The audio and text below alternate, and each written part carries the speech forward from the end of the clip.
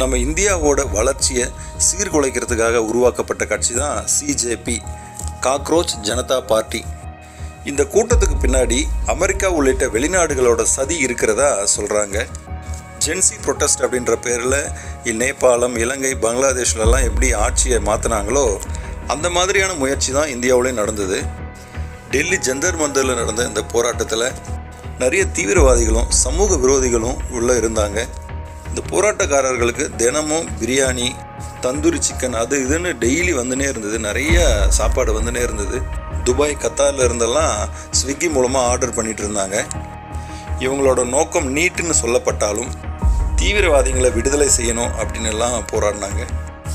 வெளிநாட்டு சதியோட எப்படியாவது ஆட்சியை கவிழ்த்திடணும்னு ட்ரை பண்ண இவங்க போராட்டத்தை பிரதமர் நரேந்திர மோடியும் உள்துறை அமைச்சர் அமித்ஷாவும் சாதுரியமாக கையாண்டு அந்த கூட்டத்தை, அந்த கும்பலை கலைச்சிட்டாங்க. இது பெரிய வெற்றி. மாணவர்கள்ன்ற பேரில் தீவிரவாதிகளும் இடதுசாரி கம்யூனிச கும்பல்களும் உள்ள நுழைஞ்சி காவல்துறையினருக்கும் பாதுகாப்பு படையினருக்கும் எதிராக பெரிய வன்முறையை நடத்திட்டாங்க.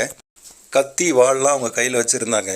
போராட வரவங்க, ஜனநாயக முறையில் போராட வரவங்களுக்கு கத்தி எதுக்கு? எப்படியோ நம்ம நாட்டுக்கு வந்த பெரிய ஆபத்து ஒரு வழியாக நசுக்கப்பட்டிருக்கு அப்படின்னு நிம்மதி அடையலாம்.